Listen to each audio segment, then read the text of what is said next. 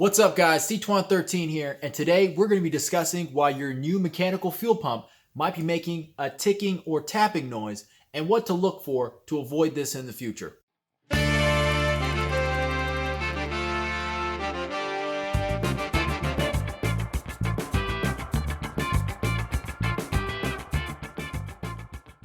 Alright guys, so if you're like me and you got a classic car that's pretty much stock, chances are you're running a mechanical pump. Now, I've met some guys who said they didn't like dealing with the whole system, and so they decided to switch over to an electric pump. But for me, honestly, I just prefer the mechanical pump. It keeps the car really dead simple. I don't have to change any hoses except the ones that are old and just need to change. But the fuel system can remain as is. And, running a carburetor, you really don't need any high pressure. These pumps give you about 4 to 8 PSI, depending on where they lie in the spectrum. And that's all you really need for a carburetor, so I'm happy with that. But if you came to this video, you probably just put in a new pump and you're wondering, why the hell is it rattling so much?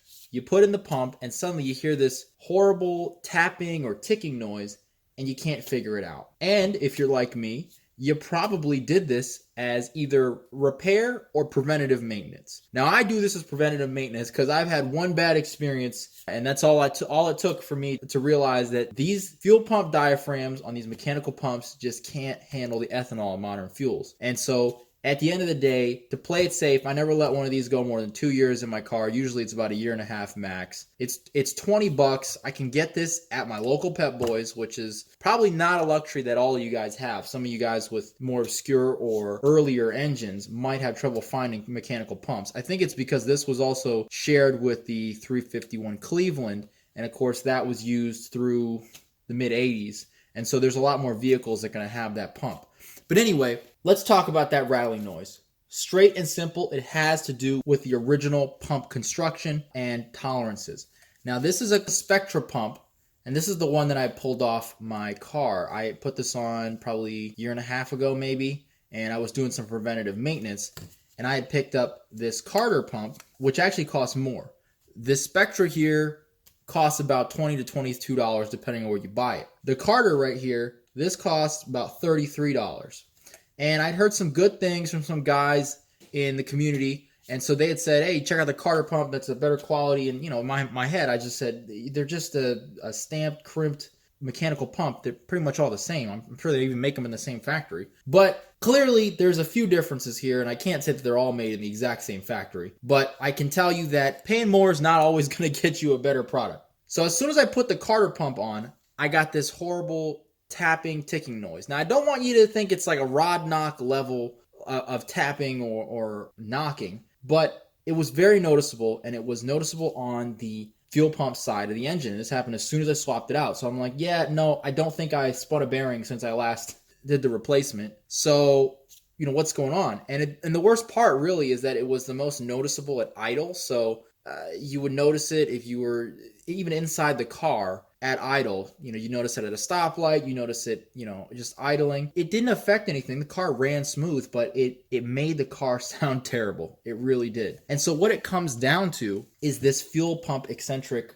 arm right here. So this arm interfaces with the fuel pump eccentric on the front of the camshaft, as you may or may not know. Now, this gets pushed down with every revolution as that cam lobe comes by. All right? The lobe of the eccentric comes by, squeezes this down. I mean, you can't even do it by hand. It's such a heavy spring. And pumps fuel from the inlet to the outlet. And then, of course, it has to return, and then there's a return spring. Now, that's where the problem lies. You'll see here that even if I shake it, there's very little rattle. And if I push down on here, there's a little bit of play before it gets to the main return spring, but it is held in tension by a spring, a secondary spring, as you can see here. So if I let go, it pops back up because there's a spring that's pushing it that way. So that keeps it constantly in tension. However, if we take a look at the Carter pump and we shake it, keep in mind this is brand new. You have that same return spring, that main return spring that's going to pull the diaphragm and arm back up to make contact with the eccentric. But there doesn't seem to be another spring holding that pump arm up. to keep the slack before it meets the mainspring. And as a result, the knocking sound or the tapping or ticking sound you're hearing is every time that cam pushes down on the arm and then comes back up, because there's no spring there, it slaps around before the next rotation. So the next rotation catches it again. Then when it releases, this arm slaps up and down a couple times before the fuel pump eccentric comes down, makes contact again, pushes down, and engages the main spring. And therein lies the problem. You know, if you're going to get a pump and you have the opportunity or luxury to check it out in person, definitely make sure that you inspect for end play here. In particular, up and down vertical play, because this is where your noise is going to be. All the pumps are going to have some horizontal, side to side play. That's just the nature of the beast. You need to have some play there so that it doesn't bind up and it can allow for expansion and contraction. And that doesn't really cause much noise, because if it moves side to side, that's hardly going to cause anything, because remember, it's moving in this direction, up and down. But this, you're really going to hear. So anyway, guys, I just thought I'd show you that because I was so frustrated, because these fittings always have a tendency to get really tight. Even if it's just been on there for a few months, they get really tight because they get the heat cycles, and of course they get the solvents of the gas, so they just get kind of seized up. So I spent a long time installing this new pump, and then I come to find out that I got to pull it out all over again and pull out the spare Spectra I had sitting on the shelf. So anyway, if you want my recommendation, I'd go with a Spectra pump. I've never had a problem with them. Obviously I do the preventative maintenance. I change them every 2 years because of the ethanol. But within that period, I've never had a problem with them. They do carry a lifetime warranty, but, I get it. I could bring in my failed pump to like a Pep Boys or some other store and, get a warranty replacement. But do I really want to wait until this pump leaves me at the side of the road? Not really. So at the end of the day, I'd go with a Spectra. I don't know if I just got a bad unit here, but regardless, if you're looking at a pump, end play in the vertical axis is what you're looking for, and you don't want that. So if you see this in a pump that you have the option of getting at the store, take the pump out of the box first. Ask them, hey, if I'm going to buy this, I want to make sure that it's okay. So you take it out of the box first and just check that. It's a real simple check. You should be able to do it with your hands. If there's any amount of play like this, it's a no-go. If you got a tiny bit of play, you can see it still moves.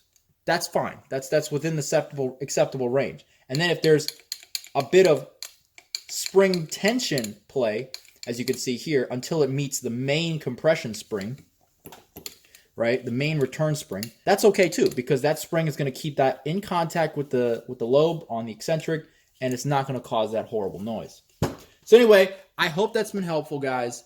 I hope that you guys don't have this issue. And if you do, I hope you know what to look out for and what you need to find in a pump to avoid this in the future. Anyway, guys, if you liked the video, hit me up with a like. If you have any questions, comments, or if you've had this experience yourself, definitely leave that below. And if you want to see more, be sure to get subscribed.